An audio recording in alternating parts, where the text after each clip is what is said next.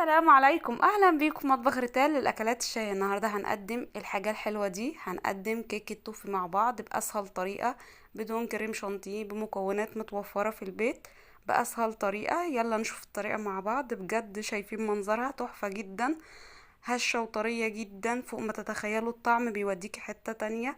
بجد بتاخدي واحده معلقه ورا معلقه مش بتحسي وانتي بتاكلي كده حاجة طعمها تحفة، حاجة كده طعمها لذيذ. يلا نشوف الطريقة مع بعض. بجد حاجة كده حلو فاخر من الاخر. بص يا ست الكل، اول حاجة هنا جبت شفشق الخلاط، نزلت بثلاث حبات بيض، بنص كوباية من الزيت، وهنزل كمان بكوباية من السكر. كل المكونات الحلوة دي كلها مع بعضها، وكوباية الا ربع من الحليب. هضربهم مع بعض في الخلاط كويس جدا لمدة 5 دقايق لغاية ما السكر يدوب والكلام ده كله مع بعضه. وطبعا 2 فانيليا هنا طبعا. هجيب الدقيق بتاعي كوباية ونص من الدقيق، هنخله كويس جدا، اللي هو المج الشاي العادي المتوفر في كل البيوت. انا معايره منه كوبايه ونص. بتنخليه اكتر من مره علشان حبيبات الدقيق بتاعتك تتغلف كده وتبقى ايه، يدخلها هوا علشان الكيك بتاعك يبقى هش ولذيذ جدا. اهم حاجه عندنا طراوه الكيك، ان الكيك بتاعنا بيكون هش. كل ما تنخلي الدقيق كويس، كل ما حبيبات الدقيق تتغلف بالهوا كده، يطلع الكيك بتاعك هش. هنا معلقتين من الكاكاو الخام، نزلت بيهم برضك على الدقيق، بنخلهم كويس جدا. وهنزل كمان بمعلقة من البيكنج باودر او كيك شيف او خميرة الحلويات، وذرة من الملح، يعني رشة ملح. يبقى كده قلبنا المكونات الجافة بتاعتنا اهيت مع بعض. هنقلبهم بالسبتيولا كويس جدا لغاية اما الكلام الحلو اللي احنا نخلناه مع بعضه ده بالكاكاو نخلي لون الدقيق بتاعنا موحد. هنا احنا بننخل كل حاجة كويس جدا علشان الدقيق والكاكاو يتغلف بالهواء كويس جدا، ونوزع البيكنج باودر او خميرة الحلويات في الدقيق كله. طبعا انا هنا نخلتها كويس جدا اهوت، وطبعا كنت نخلها قبل كده مع بعض. بشتغل كده بالسبتيولا بتاعتي، بقلب الدقيق مع البيكنج باودر مع الكاكاو لغايه ما يوصلوا لدرجه اللون موحده، ما يبقاش فيه حته فيها دقيق وحته تانية مش متغلفه بالكاكاو. لا، بغلف كل الدقيق بالكاكاو بيبقى اللون بتاعي موحد.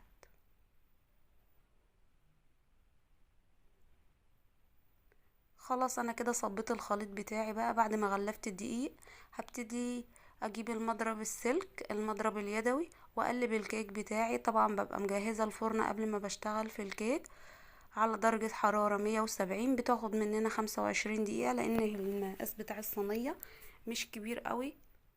طبعا بقلب في الكيك لغايه ما بوصل لقوام الكيك. طبعا ببقى جايبه الصينيه بتاعتي دهناها رشه زيت، دهناها بالزيت ورشها بالكاكاو، علشان طبعا الكيك بتاعي لما اجي اشيله يبقى سهل عليا في شيل قطعه الكيك، كمان ما تلزقش مني. هنا ممكن تستخدمي الصينيه 25 في 40،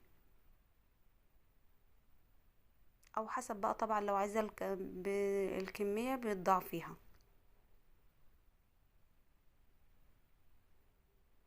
ببتدي ان انا اظبط الصينيه بتاعتي بقى وبعد ما بدخلها الفرن بتاخد مننا 25 دقيقه. بسيبها تبرد تماما بالشكل ده شكل الكيكه اهوت. ببتدي انا طبعا سبته برد، ببتدي اعمل فتحات كده، وبعد كده بجيب كوبايه من الحليب وابتدي انزل اسقي الكيك بتاعي. هو الكيك بتاعي طري جدا ورطب، بس دي ايه يعني حاجه كده زياده علشان نرطب الكيك بتاعنا اكتر. احنا عايزين حاجة كده في الصيف ترطب على قلبنا، فدي بتبقى رطبة جدا يعني فوق ما تتخيلوا. بقى نعمل الطبقة التانية. معايا كوباية الا ربع من السكر، عليها رتل حليب، عليها 4 معالق من النشا، 4 معالق من الدقيق، معلقتين من الكريم شانتيه. وهنا دي اختياري، احنا بنطعم كريمة الدقيق مع بعض.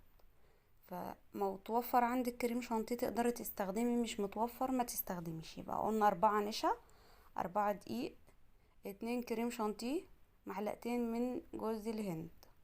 متوفر جوز الهند وكريم شانتيه حطي، مش متوفر ما تحطيش. كوباية الا ربع من السكر، ريتل حليب. هنقلب كل المكونات دي على البارد ونروح نرفعها على النار لغاية لما الكريمة بتاعتي تبقى متماسكة مع بعضها. طبعا انا نزلت بالدقيق وبالنشا وبجوز الهند واتنين من الكريم شانتيه، معلقتين. متوفر حطي، مش متوفر ما تحطيش. وريتل حليب طازة اهو. قلب كل المكونات الحلوة دي على البارد، بعد كده نروح نرفعها على النار مع بعض. قلبيها كويس.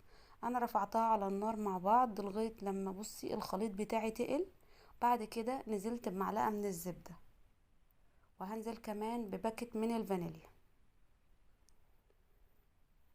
لغاية بصي اما تلاقي الخليط بتاعك ده بيطلع، بيبقبق بمعنى اصح، بيطلع فقاقيع كده، تعرف ان كده الخليط بتاعك القوام بتاعه تقل. انا حطيت الزبدة علشان تسيح والفانيليا كمان، والخليط بتاعي ابتدى يتقل. اول ما بيتقل معايا بشيله خالص من على النار. طبعا الكيك بيكون برد وشرب اللبن بتاعنا. بنزل بالخليط ده كله زي ما انت شايفة كده على الكيك بتاعنا، واسيبه يبرد تماما. دي الطبقة التانية للكيك بتاعنا، واسويها كويس جدا بحيث ان هي ما تبقاش حته عاليه وحته واطيه، واحاول ان انا اظبط الصاج او الصينيه. طبعا دي الطبقه الثالثه بتاعتي. معايا كوبايه من السكر. هنا هنعمل صوص التوفي او صوص الكراميل مع بعض. معايا كوبايه من السكر، بحطها في مقلايه او ووك، وبعد كده بوطي عليها النار لغايه ما تيجي تاخد اللون الذهبي كده، وابتدي ان انا اقلب. ما بقلبش في الاول خالص لغايه ما السكر يبتدي يسيح، وبعد كده ابتدي اقلب واحده واحده بقى لغايه اما السكر بتاعي يتكرمل معايا.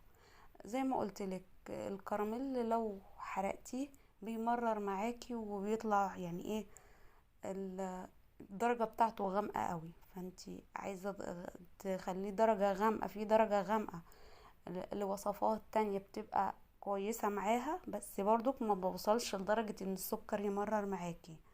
فانا عايزة النهاردة صوص التوفي بتاعي يبقى فاتح، فانا مش هغمق الكراميل بتاعي، يا دوبك هديله بس سن التلوينة كده علشان انا عايزاه اللون الذهبي، اللون الحلو. طبعا وانتي بتقلبي السكر بيبتدي يسيح بقى بالشكل دوت. بتقلبي بالمعلقة الخشب، بتفضلي شغالة تقليب، كل حبيبات السكر دي بتدوب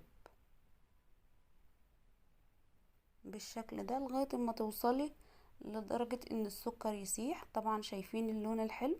طبعا ده اللون اللي انا وصلت له. هنزل بكوباية من المية المغلية. كوباية من المية المغلية هنزل بيها الاول. طبعا اما بتنزلي بمية مغلية السكر بيدوب معاكي على طول، ما بيبقاش فيه اي تكتلات، بيدوب معاكي على طول. المية المغلية بتخليه يسيح معاكي على طول. اول ما يبتدي السكر بتاعي يفك التكتلات بتاعته ويبقى دايب معايا، بجيب كوباية من النشا، كوباية من الحليب عليها معلقة واحدة من النشا.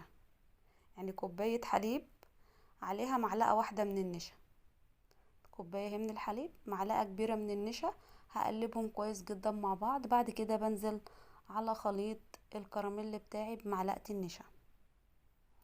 هنا في معلومة، لو انت مثلا حطيتي النشا والحليب وجه صوص التوفي عمل تكتلات معاكي، ما تخافيش، في حل ان انت هنا تقدري تمسكيه يبرد بس شوية كده وتضربيه بالهاند بلندر او في الخلاط، هيبقى معاكي بصي سايل جدا. هنا بتنزلي بعد ما بتنزلي بالنشا بتنزلي بمعلقتين ونص من السمنة وباكت من الفانيليا، وتسيبيهم يسيحوا خالص، وبعد كده بتطفي النار. انا دلوقتي نزلت بمعلقتين ونص من الزبدة.